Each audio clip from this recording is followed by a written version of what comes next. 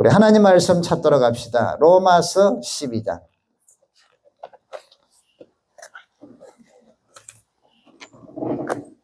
로마서 12장. 오늘은 14절, 1절, 2절을 읽고요. 14절부터 한번 읽어보시도록 합시다. 14절부터 13장 3절까지 한번 읽어봅시다. 13장 3절까지. 같이 한번 1절, 2절을 먼저 읽고 14절부터 읽도록 합시다. 시작. 그러므로 형제들아, 내가 하나님의 모든 자비하심으로 너희를 권하노니 너희 몸을 하나님이 기뻐하시는 거룩한 산 제물로 드리라. 이는 너희가 드릴 영적 예배니라. 너희는 이 세대를 본받지 말고 오직 마음을 새롭게 함으로 변화를 받아 하나님의 선하시고 기뻐하시고 온전하신 뜻이 무엇인지 분별하도록 하라. 자, 14절부터 읽읍시다. 너희를 박해하는 자를 축복하라. 축복하고 저주하지 말라. 즐거워하는 자들과 함께 즐거워하고 우는 자들과 함께 울라. 서로 마음을 같이하여 높은 데 마음을 두지 말고 도리어 낮은 데 처하며 스스로 지혜 있는 체하지 말라. 아무에게도 악을 악으로 갚지 말고 모든 사람 앞에서 선한 일을 도모하라. 할 수 있거든 너희로서는 모든 사람과 더불어 화목하라. 내 사랑하는 자들아, 너희가 친히 원수를 갚지 말고 하나님의 진노하심에 맡기라. 기록되었으되 원수 갚는 것이 내게 있으니 내가 갚으리라고 주께서 말씀하시니라. 내 원수가 줄이거든 먹이고 목마르거든 마시게 하라. 그리함으로 내가 숯불을 그 머리에 쌓아 놓으리라. 악에게 지지 말고 선으로 악을 이기라. 각 사람은 위에 있는 권세들에게 복종하라. 권세는 하나님으로부터 나지 않음이 없나니 모든 권세는 다 하나님께서 정하신 바라. 그러므로 권세를 거스리는 자는 하나님의 영을 거스림이니 거스리는 자들은 심판을 자취하리라. 다스리는 자들은 선한 일에 대하여 두려움이 되지 않고 악한 일에 대하여 되나니 내가 권세를 두려워하지 아니하려느냐. 선을 행하라. 그래야하면 그에게 칭찬을 받으리라. 아멘. 우리가 이 로마서 12장을 지금 세 번째로 말씀을 제가 전하고 있습니다. 한번 따라 합시다. 영적 예배는 삶의 현장이 주님이 보내신 선교제임을 믿고 예수님의 마음으로 사는 삶입니다. 자, 제가 여기는 좀 더 길게 제한테 기록된 걸 한번 같이 따라 합시다. 영적 예배는 삶의 현장이 주님이 보내신 선교지임을 믿고 가정, 교회, 직장, 사회, 국가에서 예수님의 마음으로 책임감을 다하며 사랑하고 섬기며 영혼을 구원하는 삶을 사는 것입니다. 영적 예배의 핵심이에요. 그동안 첫 번째, 두 번째, 세 번째 개인적인 것, 지난주에는 교회적인 것, 오늘은 사회, 13장은 국가에 대한 거거든요. 그래서 국가에 대한 것도 간단하게 말씀을 드리고자 합니다. 자, 여러분 여기 영적 예배를 다른 번역에 보면요, 합당한 예배라고 이야기합니다. 그러니까 우리가 뭔가 환상을 보고 이게 아니라 우리 삶의 현장에서 하나님이 기쁘게 받으시는 합당한 예배, 요거예요.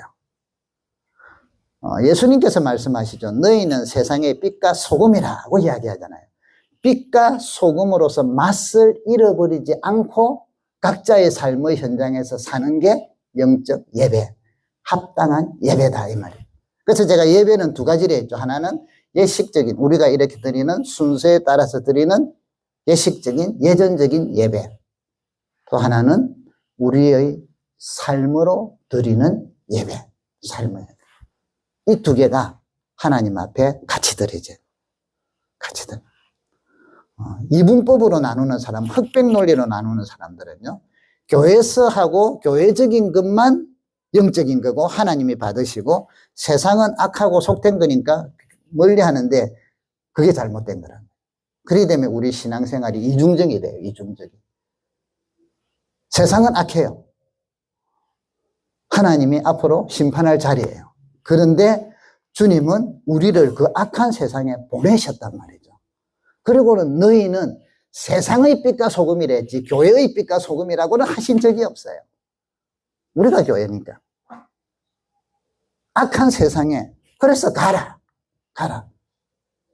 그 여러분 선교라는 것을 우리가 이제 우리나라의 개념에서는 외국에 가는 것 이것만 자꾸 선교라고 생각을 하는데 선교라는 거는요 선교적인 사명, 선교적인 교회 이랬을 때 외국으로 보내는 것도 모든 민족을 제자 삼으려서니까 맞지만 또 어떻게 해요? 가라 했을 때 주님이 제자들을 보낼 때는 어디요? 동네로, 각처 동네로.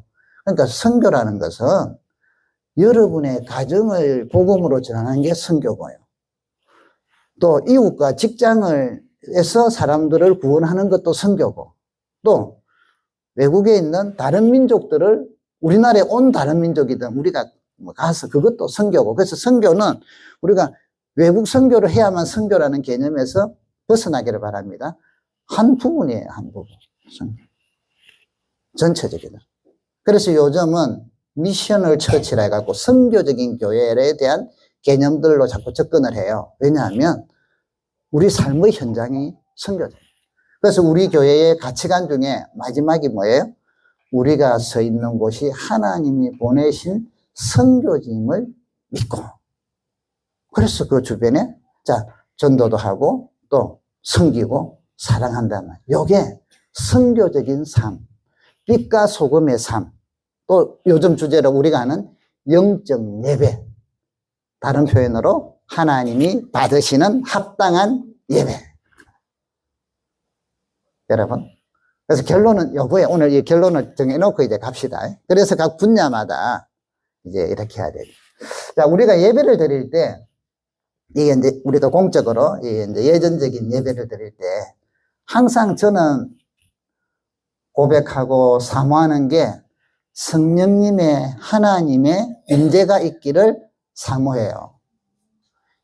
예배에 순서만 깔끔하게 막 이래갖고 될 게 아니라 자 하나님이 받으시는 거지 내가 디자인한 예배가 아니다 이 말이죠. 자 조심해야 될 게 재미있게 하고 또 어떤 막 사람들의 마음에 감동을 주고 이래서 어떤 기술적으로 때로는 어떤 프로그램으로 재미있게 디자인을 만들 수가 있어요.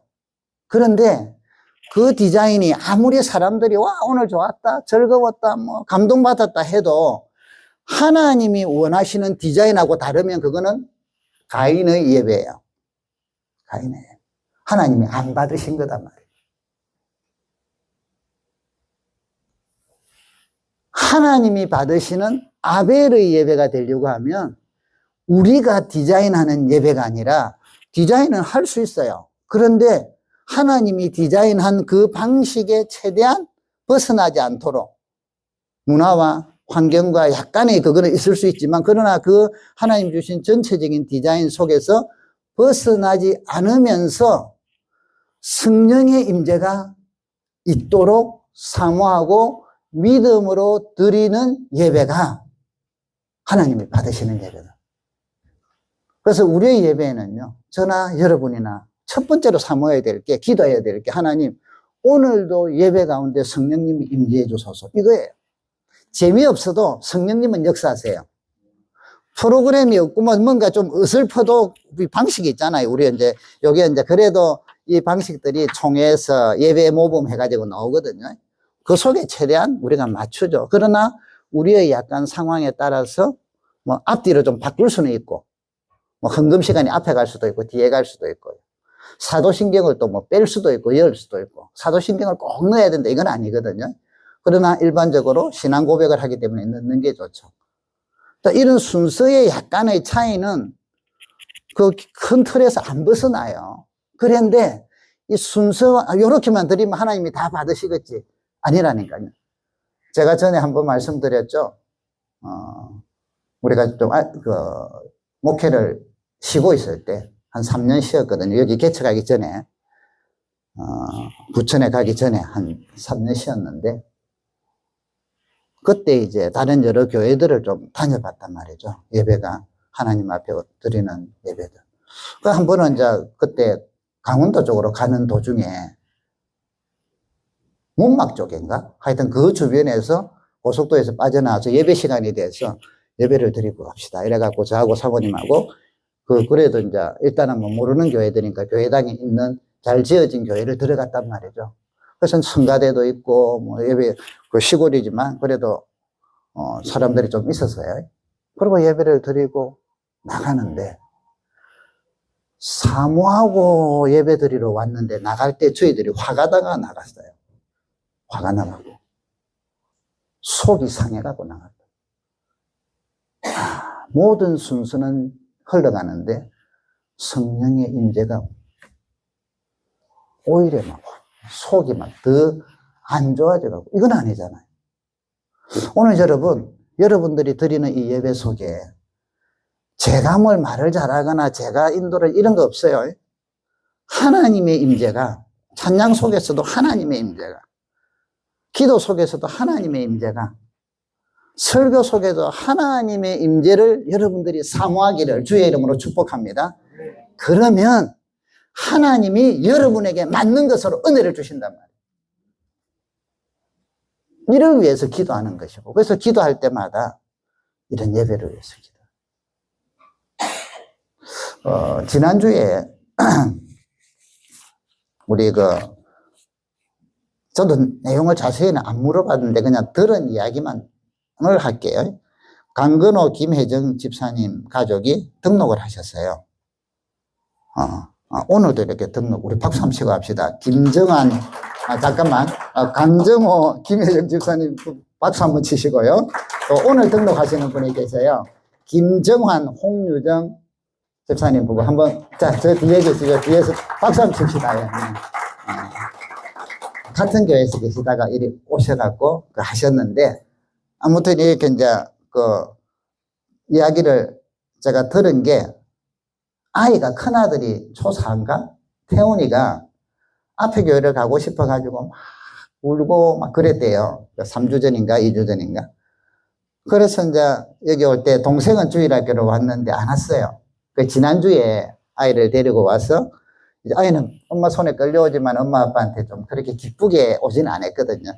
그래서 이제 저서 기도하면서 엄마가 손을 잡고 아빠도 옆에서 같이 막 기도를 했는데 이 아이가 기도가 끝나고 나서는 이 교회를 다녀야 될 것 같아요 라고 이야기하더래요. 아니 애가 초등학교 4학년. 그래서 제가 앞뒤로 안 물어봤고 지금 그렇지만 저는 그렇게 받아들여요.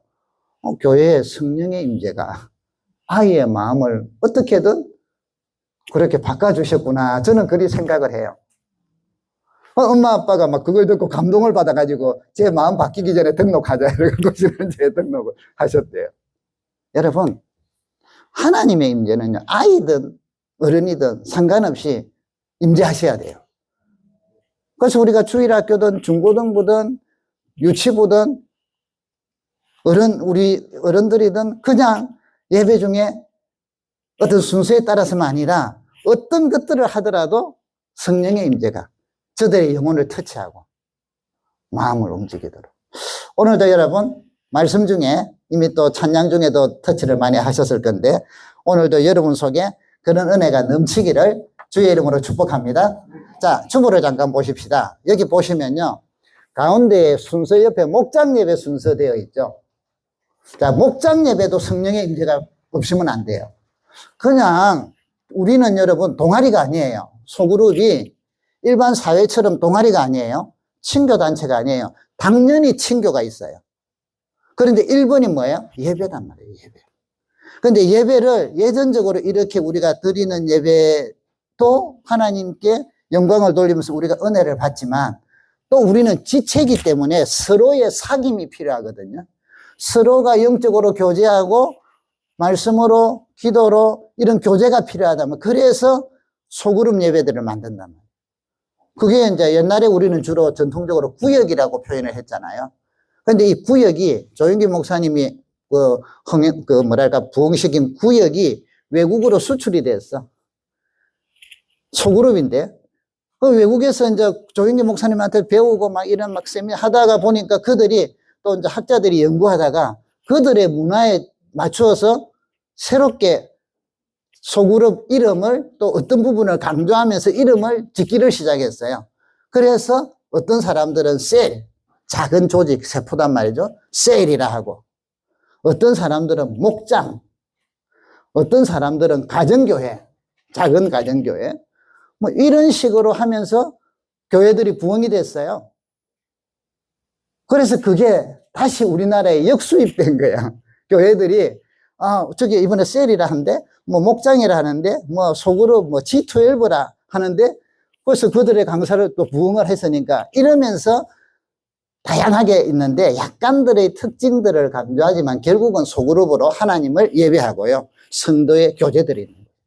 그래서 목장 예배는 여러분들의 은혜, 마음과 삶 속에 하나님이 직접 간섭하셔서 그 간섭하는 것들을 이때는 이야기를 못 하잖아요. 서로 이야기하고 하나님을 찬양하고 또 함께 기도하면서 지체의 그 연합, 몸들의 지체의 연합을 이루는 게 목장 예배다. 소그룹 예배다. 그래서 소그룹 예배에도 성령님의 임재를 필수적으로 기도하고 간구하셔야 되고요. 또 믿고. 그래서 여기 보면 목장 예배 순서가고요. 옆에 보면 4W, 이거는 이제 일반적으로 하는 거예요. 첫 번째 환영, 서로 인사하고 이야기하고 지난 일주일 동안 어떻게 지냈는가. 하나님을 찬양. 이 찬양 중요하단 말이죠. 이때부터 우리 목장 속에서 주님의 임재를 사모하고 말씀 나눔, 말씀을 한번 요약하고 또 그 말씀이 내가 은혜 받은 것 또 그 말씀으로 내가 적용하면서 살았던 것. 자, 여러분, 목장 예배 드릴 때, 그래서 이제 요즘은 제가 말씀을 좀 요약한 거 적어주잖아요. 자, 여러분, 찬양하고 뭐 대충 은혜 받은 이게 아니라 목사님이 설교하셨던 그 말씀의 내용을 리더가 다시 한번 재정리해 주셔야 돼요. 정 안 되면 이걸 같이 읽자 하시면 돼요. 이 내용이잖아요. 왜? 재정리해야 되거든. 자, 그러고 나서 그 삶이 내가 설교 듣다가 보면 여러분에게 은혜 주시는 게 각자 다 달라요. 그럼 내가 받은 은혜를 이야기하는 거지. 나는 이렇게 은혜를 받아. 그리고 나는 이렇게 적용을 해서 이렇게 할 것이다. 그래서 여기 보시면 나의 결심해갖고 I will. 나는 이렇게 할 것이다. 내가 받은 은혜. 제가 지난주에 참 감동받았던 게 지난주죠. 김현옥 목사님이 설교를 하셨잖아요. 애녹 목사님은 그날 설교를 하면서도 뭔가 이게 좀 뭔가 본인이 불만족스러웠어. 그래서 설교 끝나고 나서도 또 이야기했잖아. 또 보통 설교 결론에서 마무리할 때 끝내고 기도하고 끝내야 되거든. 그런데 뭔가 모르게 좀 아쉬운 게 있어서 또 기도시키고 또 이야기를 해서. 그래서 본인은 좀 아쉬워해서. 그런데 놀라운 건요. 말씀을 가까이 하자. 주 내용이었잖아요. 어떤 분들은 성경도 좀 쓰시기를 바랍니다. 라고 이야기했잖아요. 놀라운 거는 본인은 아쉬워했지만 하나님은 여러분들의 마음을 움직이셔서 그 주 이후로 성경을 쓰는 성도들이 많더라는 거예요. 놀랐어요. 어떤 목장 전체가 성경 쓰기를 해요. 어떤 집사님이 목원이 은혜를 받아가지고 공책을 아예 가져와서 하나씩 나눠줘. 그러고는 우리 성경 쓰기 하자. 와. 자, 여기에 이제 적용이고 변하잖아요. 이게 어디서 일어나느냐? 애녹 목사님은 저보다는 하기를 바랍니다 라고 강조를 잘 못하잖아요. 저는 막 그래야지만. 자, 이렇게 하면 좋겠습니다 하고 권유를 했지만 성령은 여러분의 마음을 성령께서는 움직이셨단 말이에요. 그래서 스스로 내가 다시 성경을 좀 써야겠다. 그룹으로 좀 써야겠다. 가정도 써야겠다. 이게 뭐예요? 내가 I will, 나는 이렇게 할 것이다. 이제부터 성경을 쓸 것이다. 이게 서로 나누고 와, 그래서 같이 격려하고 함께 기도하고 이러면서 영적으로 함께 성장해 가는 게 목장 예배다. 이 예배의 성령의 임재. 성령님이 임재하셔야만 변화가 일어나요. 변화가 일어나요. 영적인 성장은. 그러고 나서 함께 기도하고 전도 대상자를 위해서 기도하고 이렇게 하는 게 여기 목장 예배입니다. 여러분 목장 예배 그렇기 때문에 참사하도록 애쓰시기를 주의 이름으로 축복합니다. 리더들이 어떤 목장들은 밖에서 하잖아요. 요 순서를 꼭 아시고 말씀을 요약하는 것, 말씀을 나누는 것을 중요하게 생각하셔야 돼요. 성령께서 역사하시는 시간이에요. 말씀, 하나님, 말씀이 육신이 되어 우리 가운데 오셨잖아요. 제가 말한 게 중요한 게 아니라 하나님의 임재가 여러분을 이끌어 가신다.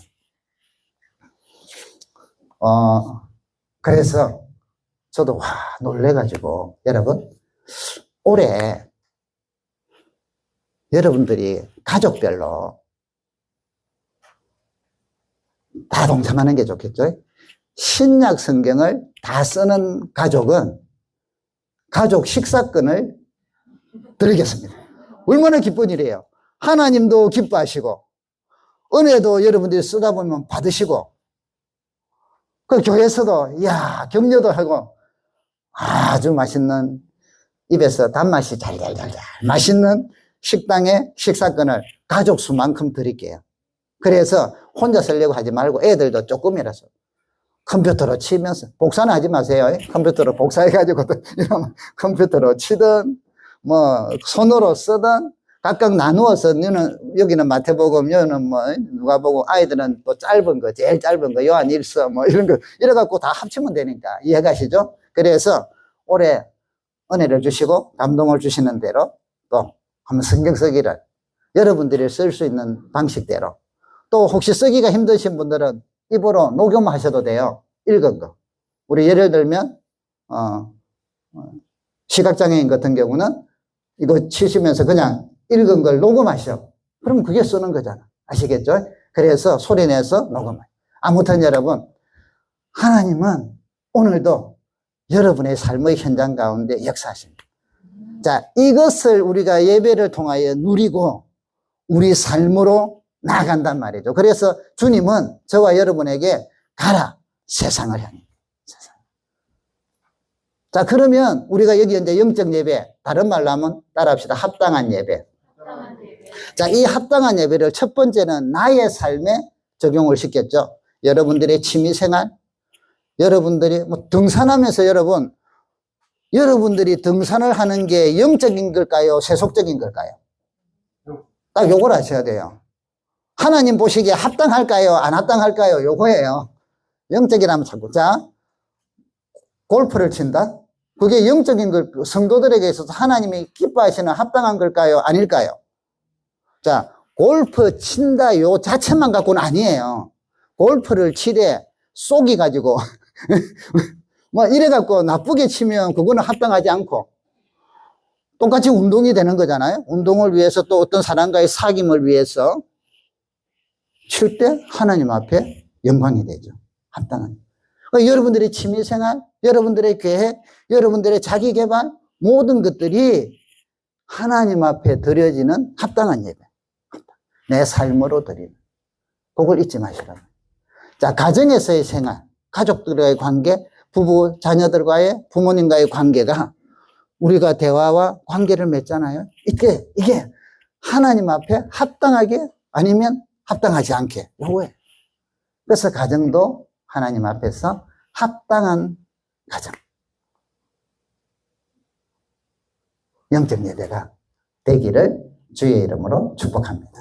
세 번째 교회 생활. 그래서 여기 보니까 교회 생활에 대해서 많이 이야기 드렸죠. 지난주에 10절 따라합시다. 시작. 형제를 사랑하며 서로 우애하고 존경하기를 서로 먼저 하고 부지런하고 게으르지 말고 열심을 품고 주를 섬기라. 소망 중에 즐거워하고 환난 중에 참고 기도에 항상 힘쓰고 성도들의 쓸 것을 공급하며 손대접하기를 힘써라. 이 교회에서 서로 존경해라. 존중해. 여기에 하나님 앞에서 아름다운 교회생.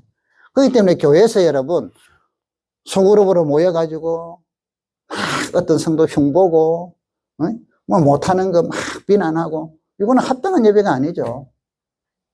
하나님이 싫어요. 자, 그래갖고 서로 분쟁이 생기고 분란이 일어나고. 약한 거는 여러분, 품어주고, 도와줘서 이겨낼 수 있도록 해주고, 또 배울 수 있도록 혹은 그게 바뀔 수 있도록 기다려주고, 함께 기도해주고 이러는 거예요. 나는 팩트야, 팩트. 이래가지고 팩트만 말해. 여러분, 팩트보다 덕이 중요하고요. 배려가 중요하고요. 서로 주님처럼, 주님이 팩트대로 우리를 맞이하시면 저와 여러분은 어떻게 살겠어요? 날마다 우리는 벼락 맞아야지. 하루에 몇십 번도 말아야지. 그걸 하는 게 아니라 사랑. 그래서 여러분, 함께 가정도 그렇고 교회도 그렇고 서로 사랑합니다. 자, 오늘 여기 보시면 14절부터는요. 사회와의 관계예요. 세상과.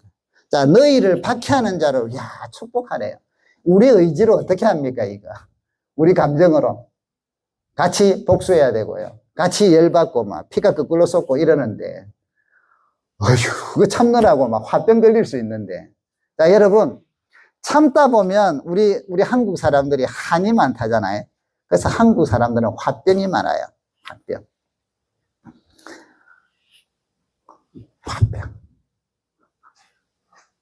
그런데 일반적으로는 그게 화병이 많아야 돼요. 그런데 성도는 그리스도의 은혜가 있는 사람들은 하나님 앞에 그 내 열받고 화나는 걸 기도한단 말이죠. 고한단 말이죠.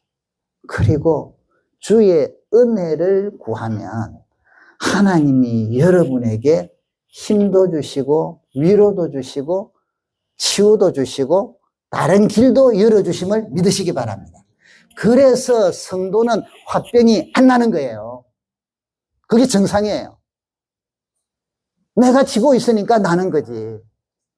안 나야 돼. 우리 본성상으로는 나요. 우리는 본성상으로 화병도 나고 우울병도 나고 뭐 여러 가지 무기력에도 빠지고 때로는 막 교만도 하고 잘 되면 교만하고 못하면 이게 우리의 본성이에요. 그런데 그 본성을 우리도 가지고 있는데 성령과 말씀을 통하여 이걸 우리가 조절하잖아요. 누르고. 그런데 누르기만 하면 병이 고착화 되는데 은혜로 녹여버린단 말이죠. 녹여버려.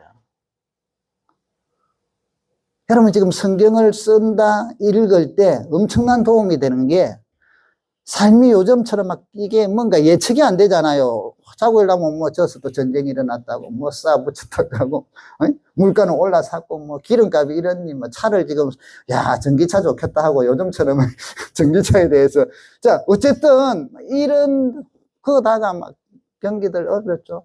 사는 게 빡빡하죠. 일이 힘들 때 하나님의 말씀을 읽고 말씀을 쓰고 기도하다 보면 하나님이 주시는 믿음, 하나님이 주시는 담대함이 여러분을 사로잡아 주세요.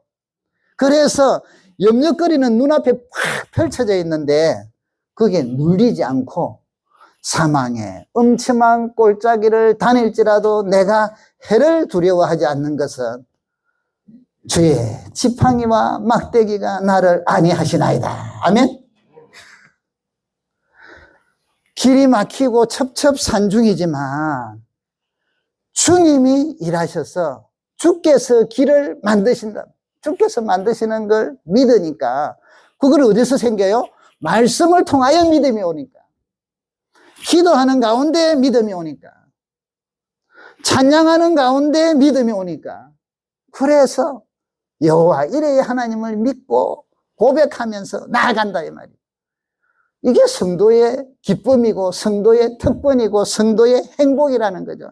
그래서 우리는 저 사람 일반 안 믿기 전하고 다른 게 아니라 똑같은 성향을 가졌으나 여기에 생명이신 주님이 우리에게 생수를 주시고 위로를 주시고 격려를 해주시고 때로는 문제를 해결해 주시고 기적을 베풀어 주시고 사람을 보내주시고 다양한 방식으로 우리에게 함께 해주신다. 함께. 그래서 우리는 찬양하는 것이고요. 그래서 우리는 육신으로만 사는 게 아니라 은혜로 사는 것이고요. 성령의 인도하심과 말씀의 인도하심을 그래서 구하는 것이죠. 여러분 지금 그리 사시고 계시잖아요. 그 영역이 좀 작을 수가 있고 좀 더 많을 수가 있죠. 많을수록 성령 충만한 사람이라고 하는 거예요. 믿음 좋은 사람이라고 하는 거죠. 좀 작으면 아직도 믿음이 아직은 좀 어린 사람, 이렇게 하는 거죠. 자, 여러분 보세요. 박해하는 자를 축복하래요. 또 15절을 같이 한번 읽어볼까요? 12장 15절 시작. 즐거워하는 자들과 함께 즐거워하고 우는 자들과 함께 울어라.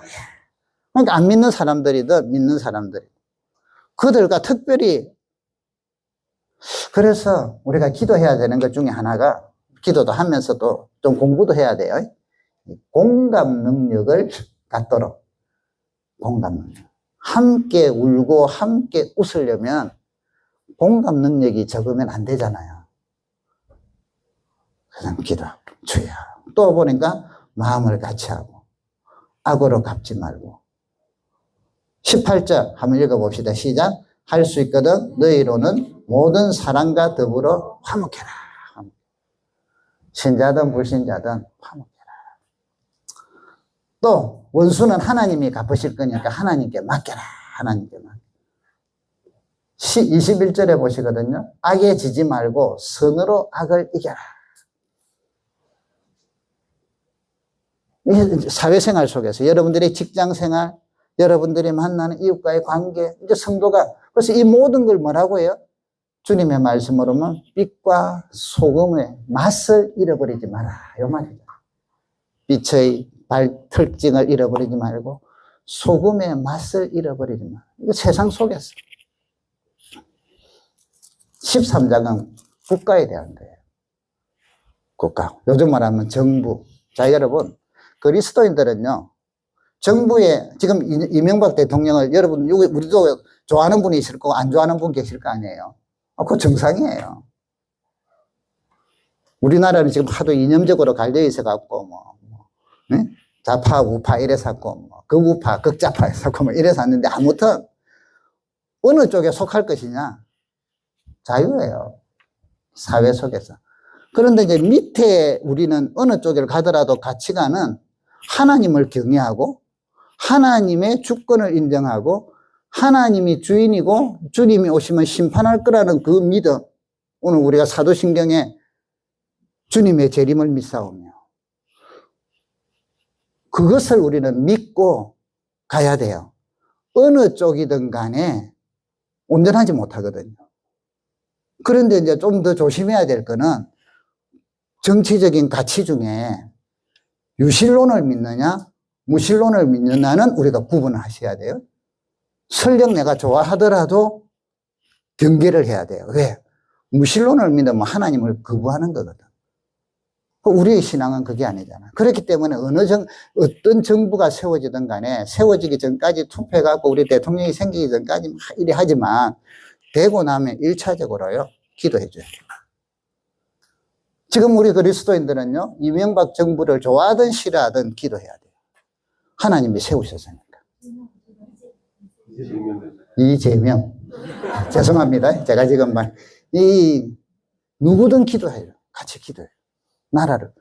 하나님의 일단은 세우신 권세예요. 그런데 이 권세가 기독교를 완전히 탄압을 하고 완전히 기독교를 몰살시키려 한다면 거기에 대해서는 저항을 해야죠. 우리의 생존이니까. 그러나 일반적인 영역은 기도해요. 지금 이런 전쟁 위기에 우리나라를 잘 끌고 갈 수 있도록 우리는 기도해야 돼요. 평안한 삶을 위해서 기도해요. 분명한 건요, 어느 정부가 들어서도 주님 오시면 심판의 대상이에요. 어느 정부가 들어서도. 우리는 주님이 왕이시잖아요. 그걸 보자. 자, 그러면 여러분, 자, 사회에서든, 국가와의 관계든, 자, 우리는 이렇게 하잖아요. 하나님께 심판을 맡기고, 서로 사랑하고, 또, 높은 데 앉으려 하지 말고, 오늘 여기 말씀대로, 악으로 악을 갚지 말고, 모든 사람과 더불어 화목하도록 힘쓰고, 그래서 세상의 빛과 소금으로 살면서 뭘 해야 되느냐 하면 영혼을 구해야 해요. 우리의 삶의 모든 것은 여러분 주님이 보내신 축복받는 게 목적이 아니라 우리 하는 일이 잘 되는 게 목적이 아니라 어떤 상황 속에서든 어떤 때는 여러분 하나님이 우리를 바닥을 치게 인도할 때도 바닥 속에서 있는 사람들을 구원하라는 거야. 바닥 치는 그 자체가 힘들지만 그 주변에 구원해라. 이것도 사명이다. 잘 되면 잘 되는 쪽에서도 흥한 쪽에서도 구원해라는 거죠. 어느 쪽이든 간에 주님의 목표는요, 우리를 통하여 바닥에 있는 사람도 구원해야 되고, 뭐 쉽게 말해서 상위층에 있는 사람도 구원해야 돼. 그러면 그의 백성을 보내야 될 거 아니에요. 어떤 사람은 바닥을 쳐서 그게 훈련을 시키면서 보낼 거고, 어떤 사람은요, 흥하는 곳에 보낼 거예요. 어떤 사람은 평범한 보통의 것에 보낼 거고, 어디를 가든지 간에 우리는 사랑하고 섬기고 예수의 마음을 가지고 빛과 소금의 삶을 살면서 뭐 해야 된다? 영혼을 구원하고 하나님의 주인이라는 걸 알아야 된다. 이게 영적 예배예요. 그래서 제가 좀 길게 했지만 영적 예배는 우리 삶의 현장에서 예수님의 마음으로 첫째 책임감을 가져요. 내가 하는 일, 직장, 내가 있는 동안에는 잘해야 돼요. 최선을 다해. 사랑하고 섬기면서 영혼을 구원하는 삶을 사는 게 영적 예배다. 자, 여기서 이제 마지막 주의점만 알려드리고 마칠게요. 사랑하고 섬기고 일하라니까 성도들이 어디에 빠지느냐 하면 세상에서, 직장에서 호구가 돼. 자, 따라합시다. 사랑하고 섬기되 호구가 되지 말자. 착한 사람 컴플렉스. 무시당하고 성도의 품위를 잃어서는 안 돼요. 사랑하고 섬기려 했지 호구가 되라고는 안 했거든. 사랑하고 섬기려 했지 무시당하라고는 안 했어요. 왜 성도가 무시를 당해? 앞으로 우리가 다스릴 건데. 주님이 심판하시고 그럴 건데 주님이 우리를 사랑하시되 죽기까지 사랑하셨잖아요. 십자가에서 죽기까지 사랑하셨지 그렇다고 해서 주님이 우리에게 호구가 된 건 아니잖아. 그분은 십자가에 지시면서도 사람들이 조롱하고 비웃고 해도 아버지 저들이 몰라서 저럽니다. 용서해 주소서. 그 모습을 보고 나중에는 그 죽으시는 걸 보고 백부장이 진정으로 하나님의 아들이구나 하고 이야기하잖아요. 그러니까 여러분 우리가 직장에서 가정에서 삶의 예배로 하나님께 영광을 돌리는데 살아갈 때 사랑하고 섬기고 봉사하고 소금으로 녹아내리고 이리 해요. 그런데 그런 모습이 안 믿는 사람들에게 호구가 돼서는 안 되고 그런 여러분들의 섬김이 오히려 그들이 만만하게 보게끔은 만들어서는 안 된다는 거예요. 김형석 교수님이라고 지금 4세인가? 이분이 이제 유튜브에 여러분 한 번씩 들어보세요. 나이 들어서도 무시당하지 않는 법 이러면서 강의했는데 제가 거기에 몇 가지를 힌트를 드릴게요. 이분이 이제 크리스찬이신데 이런 표현을 쓰셔요. 내가 베푸는 선의가 내가 품위를 잃어버리고 그러게 되면 그들은 그것을 당연한 것으로 여기면서 우리를 조종하려고. 사람의 제약의 특징이에요. 사람의 제약. 그래서 이런 거 있잖아요. 어떤 곳에 글을 보니까 이 사람이 동네 사람들에게 매일 1달러씩을 줬대. 아침마다 안녕하세요 하고 1달러씩. 처음에는 고맙다고 이래요. 다음부터 보면 이게 한 달이 지나고 두 달이 지나니까 당연한 거로 여기고 다음에는 지나갈 때 돈은 왜 오늘은 1달러 안 줘? 오히려 성질을 내는 거예요. 아니 왜 안 주냐고 당연히 받아야 되는 거죠. 이게 인간의 본성이라는 거죠. 그래서 여러분 우리는 그리스도인들은 사랑하고 섬기고 하지만 여러분들의 그 사랑함과 섬김과 친절이 세상이 다른 안 믿는 사람들이 볼 때 가족이라도 마찬가지예요. 당연한 것으로 받아들이고 그래서 여러분을 호구로 만들고 여러분을 무시하게 되면 이거는 잘못이고 지혜가 없는 거라는 거예요. 놀랍게도 많은 그리스도인들이 이게 빠져요. 내가 거절하면 저 사람이 이제 나를 싫어할까봐, 전도 안 될까봐. 그거하고는 달라요. 여러분들의 품이 그리스도인들의 자긍심을 훼손당하면서까지 그들에게 무시당하면서 종로로 타라는 건 아니에요. 구원하기 위해서 종로로 해주고 섬기지만 품위를 지켜야 돼요. 그래서 이제 이 김명석 교수님께서 5가지를 이야기하는데 제가 5가지는 다 4가지만 간단하게 이야기하고 마칠게요. 첫 번째, 이게 이제 그들이 점점 이제는 문화로 받아들이고 당연한 것으로 받아들이면서 이렇게 할 수 있으니까 다 그들 하자는 대로 다 해주는 게 아니라 따라합시다. 거절할 때 사실만 말하고 단호하게 말해라. 자, 쉽게 말해서 거절을 할 때는 확실하게 여러 가지 내가 이런 이유가 있어서 이래서 거절하지 말고 제가 시간이 없고 지금 상황이 안 돼서 안 됩니다 하고 딱 잘라 말하란 말이에요. 자, 여러분 그리스도인들이 사랑하고 섬기지만 거절에 대해서 딱 잘라 해야 하는 단호함이 꼭 필요해요. 그게 여러분들이 예수 믿는 사람으로서 하나님 앞에 드리는 영적 예배가 돼요. 그게 안 되면 종이 돼버린단 말이에요. 길게 이야기하면 이분의 이야기에는 거기에서 다시 이 사람이 찾아내서 여러분을 지배하려고, 조정하려고 한다. 그러니까 이유를 길게 설명하지 말고 사실만 짧고 단호하게 말해라. 그럴 때 존중만. 여러분, 자녀들도 마찬가지고요. 직장에서도 마찬가지고요. 자, 2번째. 우리가 이제 참다 나중에는 화를 내잖아. 내가 이만큼 해줬는데, 이래. 그러지 말라는 거야. 화를 내지 말고 조용히 따라합시다. 행동으로 신호를 보내라. 이게 무슨 말이냐면 상대방이 내가 베푸는 친절이 예를 들면 직장에서요. 일찍 가서 청소하고 사람들에게 커피를 한 잔씩 줘. 자, 그런데 이제 이게 하루 이틀 지나고 사흘 지나면 이제는 당연한 거. 오늘은 왜 커피 안 줘? 하고 돌아온 자 뭐 이렇게. 당연한 것으로 봐. 자, 요럴 때 어떻게 하라고요? 그 서비스를 멈춰라 이 말이에요. 그럼 계속 해갖고 이제 안 해주면 왜 안 해? 하고 자꾸 종으로 만들려 하는 거예요. 이때 어떻게 해라? 딱 단호하게 하지 말아요. 그래서 그 서비스가 관계 속에서의 서비스를 중단해라. 그게 행동으로 보여주기 때문에 화내면서 내가 당신 종이야! 이게 아니라 오늘은 그냥 직접 드세요.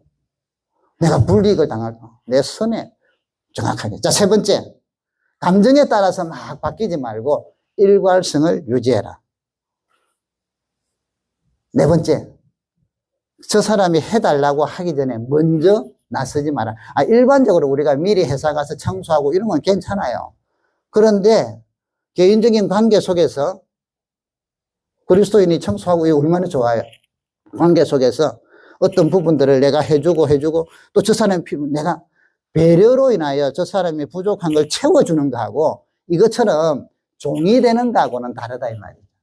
자, 여러분 우리는요, 저와 여러분들은 직장이든 관계 속에서 주님의 마음으로 사랑하고 섬기면서 우리에게 주어진 책임감을 다하면서 영혼을 그래서 한 명이라도 더 구원하려고 애쓰는 게 하나님이 받으시는 영적 예배입니다. 그래서 그리스도인들이 있는 곳에는 그 직장이 어떤 사회가 향기로워야 돼요. 그리스도의 향기가 나타나야 된다. 그리스도인들이 많은데 저 짜증나 이리 돼버리면 안 된단 말이죠. 이게 잘못된 예배라는. 자, 이렇게 사랑하며 섬기면서 주의할 점은요, 호구가 되거나 무시당할 때 단호하게 중단시킬 수 있어요. 그러면서 나는 또 섬겨. 어떤 예화 중에 이런 이야기를 하더라고요. 옆집에 할머니 할아버지가 사시고 옆집에 젊은 부부가 살았는데 이들이 어디 가고 이러면 좀 할아버지 할머니가 택배도 받아주고 또 이렇게 그러니까 처음에는 아이고 감사합니다 이랬는데 한 달, 2달 지나니까 얘들이 당연한 걸 알고는 이제는 어디 가도 말도 안 해. 그리고 할아버지 택배요 하고는 택배 달라고 하고 그래서 이분들이 이건 아니구나. 그때부터 택배가 와도 말을 안 했대요.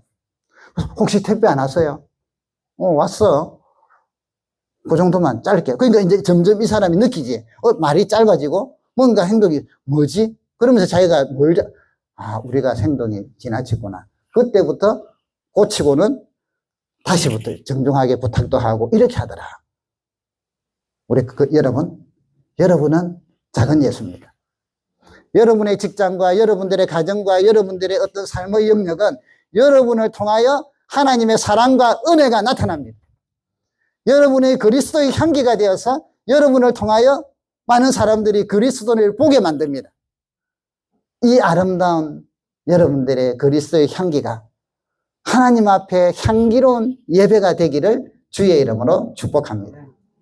그래서 지혜롭게 때로는 이게 아니다 싶을 때는 적당하게 거절하면서 그리스도인의 품위, 하나님 자녀의 품위를 잃어버리지 않으면서 사랑하고 섬기고 그들을 위로하는 귀한 주의 백성들이 되시기를 주의 이름으로 축복합니다. 이런 영적 예배의 삶을 많은 사람들이 많을 때 우리 국가가, 우리 나라가 멋진 나라가 안 되겠습니까? 이런 사람들이 많아야 져야 되니까 하나님은 우리로 하여금 영혼을 구원하라, 전도하라 하지 않습니까? 하늘의 상급이 이렇게 애쓰는 여러분들에게, 여러분 가정에, 여러분의 자녀들에게 하나님의 상급이 반드시 기다리고 있고 주님이 예배해 놓으십니다. 그 은혜와 축복들을 우리 모두가 누리기를 주의 이름으로 축복합니다. 이 시간에 우리 같이 한번 기도하십시다. 말씀을 생각하시면서 하나님, 세상의 빛과 소금으로 그리스도의 향기를 드러내는 우리는 부족하지만 삶을 살기를 원합니다. 은혜 주시옵소서. 믿음 주시옵소서. 그리스도인의 자긍심, 그리스도인의 품위를 잃지 않으면서 사랑하고 섬기는 종들이 되게 하여 주시옵소서. 같이 한번 기도합니다.